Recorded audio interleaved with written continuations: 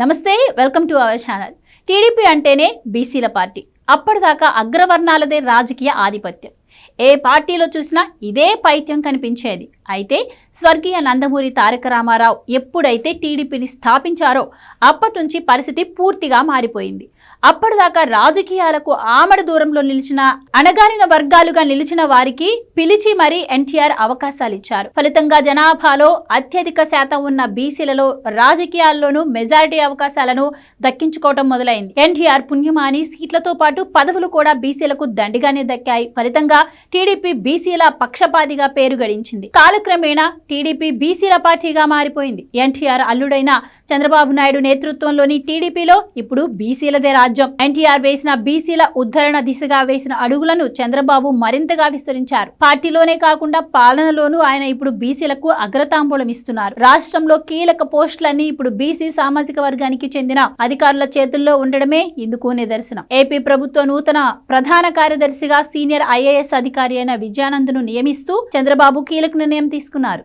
ఈ నిర్ణయంతో ఏపీలో సీఎస్ పోస్టు చేపట్టిన తొలి బీసీ అధికారిగా విజయానంద్ రికార్డులకు ఎక్కారు. ఇక వాస్తవానికి మరో సీనియర్ ఐఏఎస్ అధికారి సాయి ప్రసాద్ సీనియారిటీలో విజయానంద్ కంటే ముందు ఉన్న సాయి ప్రసాద్ కంటే ముందుగా రిటైర్ అవుతారన్న కారణంగా విజయానంద్ వైపే చంద్రబాబు మొగ్గు చూపారు. అంటే విజయానంద్ రిటైర్ అయ్యాక ఎలాగూ సాయి ప్రసాద్ కు అవకాశం దక్కుతుందన్న విషయాన్ని గుర్తించి చంద్రబాబు ఈ నిర్ణయం తీసుకోవడం విశేషం. అంటే బీసీ అధికారికి ప్రాధాన్యం ఇచ్చి అదే సమయంలో అర్హత ఉన్న అధికారికి న్యాయం చేస్తున్నారన్నమాట. ఇక రాష్ట్ర డీజీపీగా కొనసాగుతున్న ద్వారకా తిరుమలరావు కూడా బీసీ సామాజిక వర్గానికి చెందినవారే. అంటే చంద్రబాబు తీసుకున్న నిర్ణయంతో ఇప్పుడు అటు సాధారణ పాలనతో పాటుగా శాంతి భద్రతలు రెండు బీసీ సామాజిక వర్గానికి చెందిన అధికారుల చేతుల్లోనే ఉన్నాయన్నమాట. ఈ తరహా పరిణామం గతంలో మనం ఎన్నడూ చూసి ఉండలేదనే చెప్పొచ్చు. ఇక ఐఏఎస్ అధికారులంతా అత్యంత గౌరవంగా భావించే టీటీడీ ఈవో లాంటి కీలక పోస్టును కూడా చంద్రబాబు సర్కార్ బీసీ అధికారికే కట్టబెట్టింది. ప్రస్తుతం టీటీడీ ఈవోగా కొనసాగుతున్న శ్యామలారావు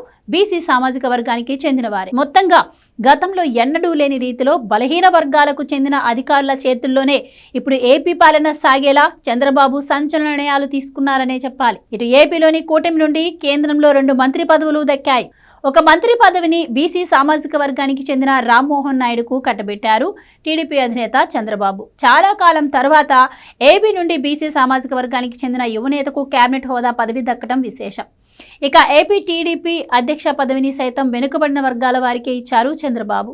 ఎంతో మంది సీనియర్ నేతలు ఉన్నా ఉత్తరాంధ్రకు చెందిన పల్లా శ్రీనివాస్ యాదవ్కు టీడీపీ అధ్యక్ష పదవిని అప్పగించారు. అదే గత వైసీపీ పాలన చూస్తే జగన్ సీఎంగా పదవి ప్రమాణం చేసిన వెంటనే మొదటి పని తన వద్ద సీఎం కార్యదర్శిగా ఉన్న తన సామాజిక వర్గానికి చెందిన మరో ఐఏఎస్ అధికారి కేఎస్ జవహర్ రెడ్డిని టీటీడీ ఈవోగా బదిలీ చేసి ఆ తర్వాత ఆ రెడ్డి గారిని తిరిగి ప్రభుత్వ ప్రధాన కార్యదర్శిగా నియమించుకున్నారు.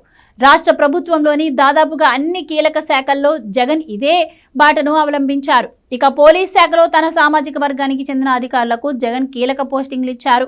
ఆపై తాను అనుకున్న రీతిలోనే వారితో తనకు అనుకూలంగా దోపిడీ రాజ్యాన్ని నడిపారు. ఇక తన రాజకీయ ప్రత్యర్థులను వేధింపులకు గురి చేయడానికి మాత్రం జగన్ దళిత బలహీన వర్గాలకు చెందిన అధికారులను వాడుకొని ఐపీఎస్ సంజయ్, పివి సునీల్ కుమార్ లాంటి వారిని బలిపీఠం ఎక్కించారు.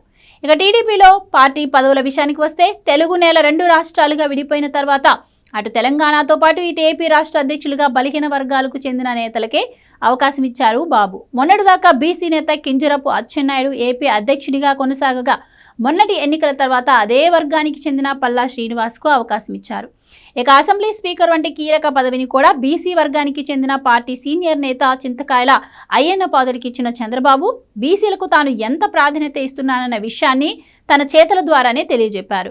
ఇక తన కేబినెట్లోనూ బీసీలకు పెద్దపీట వేసిన బాబు బీసీ నేతలకు కీలక శాఖలు కట్టబెట్టి తన బీసీ పక్షపాతాన్ని నిరూపించుకున్నారు.